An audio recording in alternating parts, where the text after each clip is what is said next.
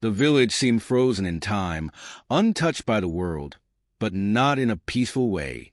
The air was thick with the scent of damp earth and rotting wood, the kind of smell that clings to abandoned places. My grandpa, who had dragged me out here with nothing but a flashlight and an old map, looked at the decaying structure in front of us with a strange sense of excitement. The house, his childhood home, had been empty for decades, its windows blackened with dust, walls peeling and sagging under the weight of neglect. He gripped my shoulder, his fingers cold and bony, his eyes twinkling in a way that seemed off. "Ah, so many memories here," he whispered, almost to himself. "But not all memories rest easy." I laughed nervously, assuming he was just trying to spook me. After all, Grandpa had always been a storyteller, weaving strange, twisted tales that I had adored as a child. But there was something different in his voice now, something that made my skin crawl. We stepped through the creaking front door, the wood groaning beneath our weight, as if protesting our intrusion. The darkness inside was thick and impenetrable, swallowing up the weak beam of the flashlight. Shadows clung to every corner, shifting and writhing like they had a life of their own. Grandpa seemed unbothered, his steps slow but steady as he led me deeper into the house. "They say the dead never leave," he murmured, almost as if talking to himself. "They just wait for someone foolish enough to come looking." I chuckled nervously again, but this time it felt forced. His words lingered, echoing off the walls, and for a moment, I thought I heard a faint rustling sound, like the whisper of fabric dragging across the floor. "Grandpa, are you sure we should be here?" I asked, my voice barely more than a whisper. He didn't answer, just kept moving, his gaze fixed on something I couldn't see, something far beyond the dusty hallway that stretched out before us. His silence was unsettling, and my heart began to race as the shadows seemed to press in closer. We reached the living room, where an ancient armchair sat by the fireplace, its upholstery shredded and mold-ridden. Grandpa paused, his face taking on a look of something between sadness and terror. "This is where she used to sit," he said softly, his voice trembling. "My mother.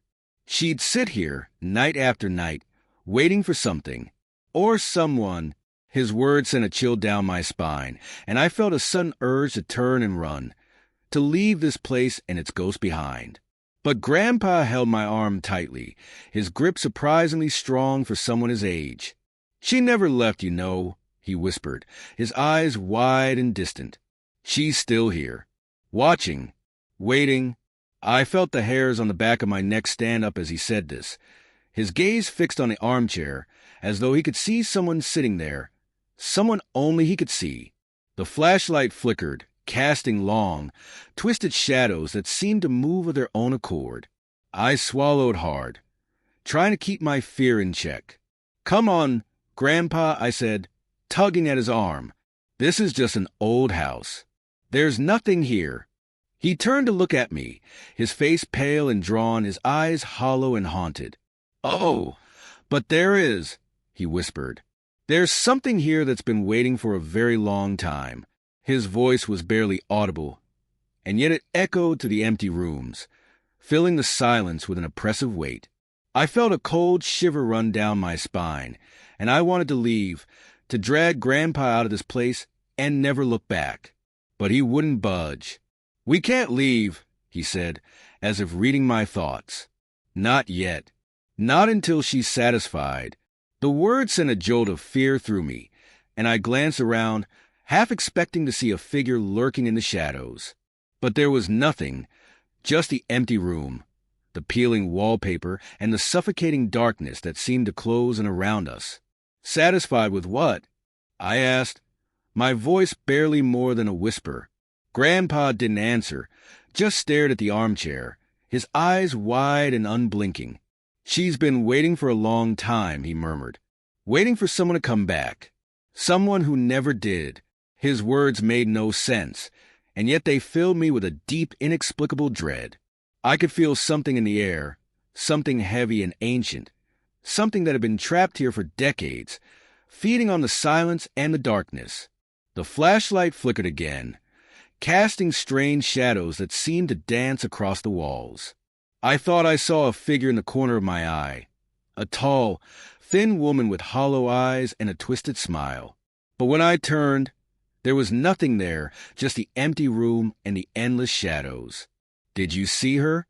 Grandpa asked, his voice barely a whisper. His question sent a chill through me, and I nodded slowly, my heart pounding in my chest. "She's here," he whispered, his voice trembling. "She's always been here, waiting, watching." His words hung in the air, filling the silence with a sense of dread that was almost tangible. I wanted to scream, to run, to drag Grandpa out of this place and never look back.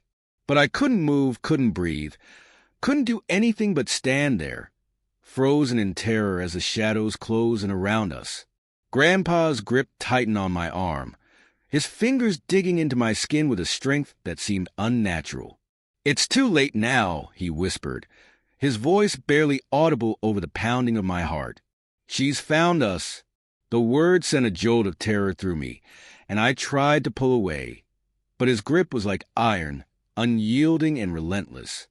I looked into his eyes, and for the first time, I saw something dark and ancient lurking there, something that didn't belong to him, something that had been waiting for a very long time. The shadows shifted, and I could feel a presence behind me, cold and silent, watching me with hollow eyes. I wanted to scream, but no sound came out. I could feel the weight of the darkness pressing down on me, suffocating me, pulling me into its depths. And in that moment, I understood. This was not just an old house. It was a prison, a place where the past was trapped, waiting for someone to come along and set it free. And we had walked right into its grasp. I looked at Grandpa, but he was no longer there. His eyes were empty, his face pale and hollow, as if something had taken him over, something dark and malevolent. "Welcome home," he whispered, his voice a twisted echo of the man I had known. And then the darkness swallowed us whole. It was an unusual night, silent but in that eerie, unnatural way. I had just settled down for bed when Grandpa appeared at my door, his face pale and his eyes wide, almost vacant. "Come with me," he said, his voice a hollow echo of itself. There was something in his tone, something commanding, that left me no choice but to follow. We walked in silence down the narrow hallway, the shadows flickering as we passed each dim light. He led me to the basement, a place I was forbidden to enter since I was a child. It was always locked, filled with things better left alone, as Grandpa had often said. But tonight he held the key, his hands trembling as he slid it into the lock. The door creaked open, revealing a staircase that seemed to descend much deeper than I remembered. As I followed him down, I felt the air grow colder, pressing down like a weight on my chest. The walls were damp, covered in a thick layer of moss and something else. Dark stains that seemed to shift and shimmer in the dim light from Grandpa's lantern. At the bottom of the stairs, he stopped before a rusted iron door, etched with symbols that made my skin crawl just to look at. "We're here," he whispered, more to himself than to me. He raised a trembling hand and placed it on the door, murmuring something I couldn't quite hear, his voice soft but somehow resonant, vibrating through the cold stone walls. The symbols on the door began to glow, a sickly green light that cast eerie shadows across his face, turning his familiar features into something twisted, something monstrous. What is this place?" I managed to choke out, my voice barely more than a whisper. He turned to me, his eyes hollow, filled with something dark, something ancient. "This is where they wait," he said, his voice carrying a weight that seemed to crush the air around us.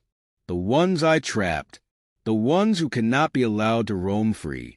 Before I could process what he meant, he pushed the door open and a blast of cold, putrid air hit me like a wall. The room beyond was vast, far larger than the basement should have been, with walls stretching into darkness. And in the center of the room, chained to the floor, was a figure that looked just like me. I stumbled back, my mind struggling to comprehend what I was seeing. The other me was gaunt, pale, his eyes sunken and hollow, his wrists and ankles shackled in heavy iron chains that seemed to pulse with a dark, malevolent energy. Grandpa stepped forward, his voice barely a whisper. "This is your shadow, the part of you that was taken long ago, the part that knows things best left forgotten." He reached into his pocket and pulled out a small, jagged knife, the blade gleaming with a faint, unnatural glow. "Tonight, we must feed it." I took a step back, my heart pounding, my mind screaming at me to run, but my feet wouldn't move. The other me stared at me, his eyes filled with an ancient, unfathomable sorrow. "Please," he whispered, his voice cracked and hoarse. "Please don't let him do this." Grandpa turned to me, his face twisted with something like pity. "It's a sacrifice, child, a price to keep the darkness at bay." He held out the knife, his hand steady, his eyes locked onto mine. "If you don't do this, the shadow will consume you, and once it takes you, it will escape." I shook my head, my mind reeling. No, this can't be real. This isn't happening. But the cold, hollow-looking Grandpa's eyes told me otherwise. He stepped closer, pressing the knife into my hand, his fingers cold as ice against my skin. "Do it," he whispered, his voice low and urgent. "Do it or face the consequences." My hands shook as I raised the knife, my gaze locked onto the chained figure before me. He looked up at me, his eyes filled with a pleading desperation that tore at my heart. But there was something else there, too, something dark, something hungry. His lips twisted into a grin, and for a moment his eyes flashed, not with fear, but with malice. The air grew colder, and I could feel a presence pressing down on me, filling the room with a suffocating darkness. The shadows on the walls began to shift, to writhe, twisting into shapes that seemed to claw at the edges of reality. I could hear whispers, faint at first, then louder, filling my mind with fragments of memories, of voices, of things I had never seen or known. "End it," Grandpa urged, his voice a harsh whisper. "End it now, before it's too late." But I couldn't move. My hand was frozen, the knife heavy and cold in my grip. The figure before me laughed, a low, mocking sound that sent chills down my spine. "He won't do it," he sneered, his voice dripping with contempt. "He's too weak, just like the others." Grandpa's face twisted with rage, and he snatched the knife from my hand, his eyes blazing with a fierce determination. "Then I'll do it myself." He lunged forward, plunging the knife into the figure's chest. The chained me screamed, a sound that was more than a sound, a wail that seemed to tear through the fabric of reality itself. The shadows on the walls erupted, twisting and writhing, their forms elongating into grotesque shapes that reached out, clawing at the air at us. The figure writhed, his body contorting, twisting in unnatural ways as the shadows seemed to converge on him, their forms merging, coalescing into a single, dark entity that hovered over him, pulsing with a dark, malevolent energy. Grandpa staggered back, his face pale, his breathing ragged. The shadows turned to him, their eyes, if they had eyes, filled with a cold, ancient hatred. "You can't stop us," they hissed, their voices overlapping in a chorus of malice. "We will always be here, waiting." The shadows surged forward, and I watched in horror as they enveloped Grandpa, their dark tendrils wrapping around him, pulling him into their depths. He screamed, a sound filled with pure, unadulterated terror, and I could see his face twisting, contorting, as though he were being pulled apart from the inside. And then, with a final, gut-wrenching scream, he was gone, the shadows consuming him completely. The darkness receded, leaving only silence, a deep, oppressive silence that filled the room like a tomb. I was alone. The door behind me creaked open, and I stumbled back, my mind numb, my body trembling. But as I turned to leave, I felt a cold, bony hand grip my shoulder, and a voice whispered in my ear, a voice that was both familiar and foreign, a voice filled with malice and hunger. The night Grandpa brought home the strange, dust-covered box, I knew something was wrong. He was different, his gaze colder, more hollow, his usual warmth replaced by a chilling stillness. "Stay out of the attic tonight," he whispered, voice barely above a murmur. "No matter what you hear, do not come up. I wanted to ask questions, to understand why he looked so haunted. But something in his eyes, a glint of something otherworldly, something wrong, stopped me. He shuffled off, box under his arm, his footsteps echoing down the hall as he climbed the narrow stairs to the attic, disappearing into the darkness above. I tried to sleep, but I couldn't ignore the sounds that began almost immediately. First, faint murmurs, like whispers floating through the walls. Then, louder, a scratching, scraping noise as if something or someone was clawing at the wooden floors above. My heart pounded as I lay there, the sounds intensifying, growing more desperate, like fingernails digging deep, scratching to escape. Finally, there was a voice, faint at first, but unmistakable. It was Grandpa, chanting something in a low, guttural tone, words in a language I didn't recognize.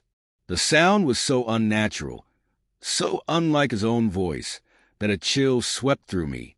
The air felt thick and heavy, pressing down on me, making it hard to breathe. And then a second voice joined him, one that seemed to seep from the shadows, dark and ancient, a voice that was barely human. I lay frozen, my pulse hammering, as the voices grew louder, echoing in eerie harmony, filling the house with a sinister resonance.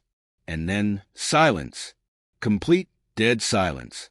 The kind that makes you feel as though the entire world has been swallowed up by the darkness. I couldn't stand it any longer. Ignoring his warning, I crept out of bed, my footsteps soft as I made my way to the attic door.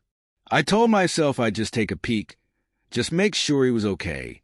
But as my hand touched the cold metal of the doorknob, I felt a jolt of icy dread shoot up my arm, as if the house itself were trying to warn me away. But I couldn't stop now. I turned the handle, pushed the door open, and slipped into the dark, narrow staircase leading up to the attic. Each step felt like it stretched on forever, the air colder with every inch I climbed, until finally I reached the top. The attic was bathed in an unnatural, flickering glow, like candlelight but too dim, too faint. And there in the center of the room was Grandpa, kneeling before the open box. His face was pale, his eyes wide and vacant, staring into the depths of the box as though transfixed by something only he could see. His lips moved in silent whispers, his fingers twitching, clinging to something inside. Then I saw it. The box was empty, but as I looked closer, the shadows seemed to pulse, like something alive was waiting inside, watching us. As I moved closer, the shadow twisted, taking shape. A pair of eyes, dark and gleaming, locking onto mine. Grandpa's head jerked up suddenly, his gaze fixing on me. But his face, it wasn't his face anymore. His eyes were black, hollow, his skin stretched and gaunt, his mouth twisted into a wide, unnatural smile. "I told you not to come," he said, his voice echoing with layers, like a dozen voices speaking at once. I staggered back, terror twisting in my chest as he rose to his feet, his movements jerky, almost mechanical. "You should have listened," he whispered, the dark glint in his eyes growing brighter, more intense. "It's too late now."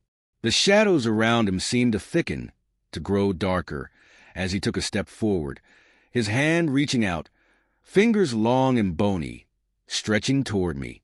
I felt a chill grip me, freezing me in place, and in that moment I realized I couldn't move.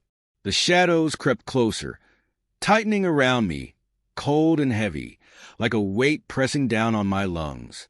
I tried to scream, but no sound came out. Grandpa's mouth stretched into an impossibly wide grin, his teeth sharp, almost jagged, glinting in the dim light. "It wants you too," he whispered, his voice a soft, mocking echo. "It's always wanted you." He stepped closer, the shadows swirling around him, shifting and writhing, taking shape, forming faces. Faces that twisted and contorted, their mouths open in silent screams, their eyes filled with horror and despair. I recognized some of them. Old family photos flashed in my mind, memories of relatives long past. They were all here, trapped, their souls bound to this darkness, to whatever cursed thing Grandpa had awakened. The shadows surged forward, wrapping around me, icy tendrils clawing at my skin, pulling me closer, closer to the box. I could feel its pull, a darkness that seeped into my bones, cold and unforgiving. My vision blurred, the faces around me shifting, blurring into one horrifying mass, a collective scream that reverberated through my mind. And then Grandpa's face was inches from mine, his breath cold and foul, his eyes boring into mine. "You're mine now," he whispered, his voice a cold, empty promise. His hand clamped down on my wrist, and I felt an intense burning pain, as though his touch were searing into my flesh. With the last bit of strength I had, I broke free, stumbling back, tearing my arm from his grasp. The shadows hissed, a sound filled with rage and hunger, and as I turned to run, I felt their cold, clawed fingers reaching for me, brushing against my skin as I fled down the stairs. I didn't look back. I bolted down the hallway, my heart pounding, my breath coming in ragged gasps. I could still hear him, hear his voice echoing behind me, a dark, mocking laughter that filled the house, reverberating through the walls. When I reached my room, I slammed the door, pressing my back against it, my hands trembling. The silence was deafening, the kind that made my ears ring. And then, slowly, I looked down at my wrist, where his hand had touched me. There, burned into my skin, was a mark, a dark, twisted symbol that pulsed with an unnatural glow. And even as I stared at it, I felt something stir deep within me, a darkness that twisted and coiled, spreading through my veins. I knew then that I would never escape. Grandpa had given me something that night, something ancient, something cursed. And as the shadows in my room began to shift, to twist and writhe, I heard his voice, soft and mocking, a promise that I would never forget. When Grandpa started building the room, we all thought he was just adding another part to the house. It didn't make sense. He barely used the rooms we had, and there were enough empty spaces gathering dust. But he insisted, saying he needed a place for his collection. He wouldn't let anyone see inside, saying it was unfinished. I was used to Grandpa's odd behavior, but something about this project felt wrong. The room wasn't normal. It grew fast, impossibly fast. Every time I walked by, the walls had stretched a little further, the door had shifted. Soon, there were 2 doors, side by side. One was always locked. He would be up there for hours, sometimes muttering under his breath in words that sounded like nonsense or maybe something darker. Then came the nights when I heard him arguing with someone or something. His voice would rise and fall, the tone harsh and angry, then pleading. He sounded nothing like himself, and neither did the other voice. One night, curiosity got the best of me. I crept up the stairs and saw a faint glow from under the second door, the one that was always locked. The light flickered, casting shadows that moved as though alive, twisting and writhing in a sickly green glow. The air smelled faintly of burnt wood and something metallic like blood. I shouldn't have touched the door, but my hand reached out on its own. The wood was cold, almost freezing, as though I'd touched ice instead. "Don't open it," came a whisper from behind me. I jumped, spinning around, but the hallway was empty. Grandpa's voice echoed through the house, low and taunting. Some things are best left alone. Ignoring the warning, I pushed the door open. Inside, the room was empty except for a massive, ornate mirror leaning against the far wall. It was covered with dust, but something about its frame felt wrong. It was etched with strange symbols, carvings that seemed to pulse and writhe if you looked at them too long. And then in the faint reflection, I saw him. Grandpa, but not. His face was wrong, his eyes dark, hollow pits, his mouth stretched in a smile too wide, too twisted, as though it were carved into his face. "Come closer," he whispered, his voice a soft, echoing call that sent a chill down my spine. I took a step forward, unable to resist, my gaze locked onto his eyes. The closer I got, the deeper they became, like looking into an endless void. I could see things in that darkness, twisted figures, hands reaching out, mouth stretched in silent screams. And then, with a sickening jolt, he was gone, replaced by my own reflection, except it wasn't me. The figure in the mirror was pale, gaunt, eyes hollow and sunken, shadows clinging to it like a second skin. I took a step back, my heart racing, but the reflection stepped forward, pressing a cold, bony hand against the glass. "Let me out," it whispered, voice thick with desperation. I stumbled back, but the figure slammed its hand against the glass, harder, more frantic. Cracks began to form, spiderwebbing across the mirror as the figure's hand pounded, each strike echoing through the room. Just as the mirror was about to shatter, a hand clamped down on my shoulder. Grandpa's real hand, his grip cold and strong, pulling me back. His face was twisted with anger, his eyes wild and frantic. "You shouldn't be here," he hissed, dragging me out of the room, slamming the door behind us. But as we left, I caught a final glimpse of the mirror. The reflection was gone, but the cracks remained, the shadows shifting, pressing against the glass, desperate to escape. Grandpa shoved me down the hall, his face a mask of fury and fear. "Don't you understand? You could have let them out." His voice shook, and for the first time, I saw something in his eyes, terror. He locked the door, muttering under his breath, his fingers trembling as he fastened each bolt, secured each chain. From then on, the second door was locked with multiple padlocks, and Grandpa would sit outside it at night, muttering, keeping watch. But it didn't end there. The next morning, as I walked past the room, I noticed the mirror's reflection in the hallway, even though the door was closed. At first, I thought it was just a trick of the light, but as I looked closer, I realized it was moving. Faces appeared in the reflection, pressing against the surface, their eyes hollow, their mouths open in silent screams, each one a mirror of that twisted, desperate figure I'd seen. The images haunted me. They appeared not just in the hallway, but in every reflective surface, mirrors, windows, even puddles of water. Shadows would stretch and shift, and the faint sound of tapping would follow me, echoing softly, as though something on the other side was trying to get through. One night, I woke to find Grandpa standing in my room, his face pale and gaunt, his eyes sunken. His skin seemed almost translucent, as though he were more shadow than substance. "They're getting closer," he whispered, his voice barely audible. "They won't stop. They need someone." The next morning he was gone. All that was left was the empty house, and the room at the end of the hall, its door slightly ajar. I knew he was in there, waiting, watching from the other side of the mirror. And as I stood there, I felt his gaze, felt the icy grip of his hand on my shoulder, pulling me forward. I'm writing this now because I can hear him. He's in the mirror, his face twisted into that unnatural smile, his hand pressing against the glass. I know he's waiting for me. I always thought the worst part about Grandpa's house was the silence. It hung in the air, thick and heavy, as though the house itself were holding its breath. Every creak, every draft seemed to whisper secrets.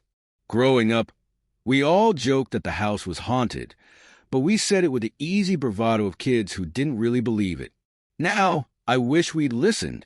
It started when Grandpa began showing signs of forgetfulness, a small thing at first. He'd misplace his glasses, leave the stove on, or forget the names of my siblings. But then he started talking about the visitors. He would mention them offhandedly, as though they were perfectly ordinary. "They came again last night," he'd say, his eyes flicking towards a window, or worse, towards the basement door.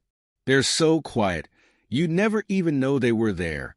He had a way of talking about them that made my skin crawl, as though he weren't talking about people at all, but something else entirely. We all thought it was just his age, or maybe loneliness, playing tricks on his mind. My mom would hush him gently, and we'd pretend it was nothing.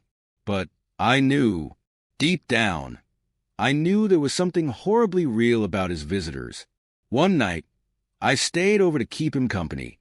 He seemed restless, his hands twitching as he looked out the window, mumbling to himself. "They'll come soon," he kept saying, his eyes fixed on the empty field beyond the yard. I told him to wait. "Told who?" I asked, trying to keep my voice steady. Grandpa looked at me, his gaze sharper than I'd seen in years, and he smiled, a strange, almost hollow smile. "Don't worry, child. You won't see them. Not if you stay quiet." Hours passed, and I thought he'd finally gone to sleep. But just as I began to drift off, I heard the sound of shuffling outside my door. I sat up, my heart pounding. The shadows under the door stretched and shifted, as though something were moving on the other side. "Grandpa?" I called out softly, hoping he was just getting up for water. But the door didn't open, and the shuffling continued, circling the room, the soft, dragging sound of feet. I held my breath, too afraid to move, and after a while, the sound faded. The next morning, I asked Grandpa about it, but he only shrugged, his eyes distant. "They were just checking," he murmured. "They always do." Weeks went by, and Grandpa's strange behavior grew worse. He'd leave food out in strange places, like in the basement or by the back door, and I'd catch him talking to himself, his voice low and strained. He'd mutter things about the hollowed ones, about feeding them, about keeping the balance. One evening, he asked me to stay the night again. This time, he looked desperate, almost frightened. "They're getting impatient," he whispered, clutching my hand. "They don't like to wait." I didn't understand what he meant, but the look in his eyes left me no choice. That night, I stayed close, lying on the sofa near his room, trying to listen for any unusual sounds. Around midnight, Grandpa's door creaked open, and I heard him shuffling down the hall. I got up to follow, my footsteps as silent as I could make them. Grandpa moved through the house in near darkness, navigating with an ease that was uncanny, as though he could see perfectly in the dark. He moved toward the basement door, and my stomach twisted with a dread I couldn't explain. He paused, his hand on the doorknob, and he turned, staring right at me. "They're waiting," he said, his voice barely above a whisper. "They're always waiting." Before I could say anything, he opened the basement door and disappeared into the darkness. I hesitated, a cold sweat breaking out on my forehead, but I couldn't let him go down there alone. Taking a deep breath, I followed him, each step creaking ominously under my weight. The basement was colder than usual, a damp chill that seeped into my bones. Grandpa stood in the center of the room, his head tilted as though listening to something only he could hear. His eyes were wide, unfocused, and his mouth moved silently, as though he were speaking to someone. "Grandpa," I whispered, my voice barely audible. He didn't respond. Instead, he raised his arms, as if reaching out to an invisible presence, and that's when I saw them, the shadows. They clung to the walls, tall and gaunt, shapes that seemed to flicker and fade, their outlines barely visible in the dim light. I blinked, hoping it was a trick of the light, but the shapes only grew clearer, their hollow eyes fixed on Grandpa. He started to speak, his voice trembling. "I've done everything you asked," he said, his words a strange mixture of pleading and defiance. "I've kept them safe, haven't I? My family, they don't know. They don't see you." One of the shadows shifted, stepping closer to him. Its face, or what I thought was its face, was little more than an empty void, a darkness so complete that it seemed to swallow the light around it. The shape leaned toward Grandpa, and he took a step back, his face twisted with fear. "Please," he whispered. "I'm tired. I can't do this anymore." The shadow's form flickered, and I could have sworn I heard it whisper something, a soft, hollow sound like the wind through dead trees. Grandpa flinched, shaking his head. "No, not them. Take me, if you have to, but leave them alone." I tried to move, tried to reach out, but it felt as though something held me in place, an invisible force pressing down on me, freezing me in place. The shadows turned, their hollow eyes shifting toward me, and I felt a cold so intense it burned. Grandpa's voice rose, desperate. "No, they don't know. Please, they don't know."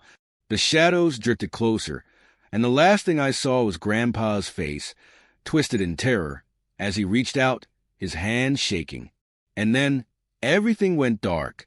I woke up hours later, lying on the basement floor. The shadows were gone, the room empty and silent. Grandpa was nowhere to be seen.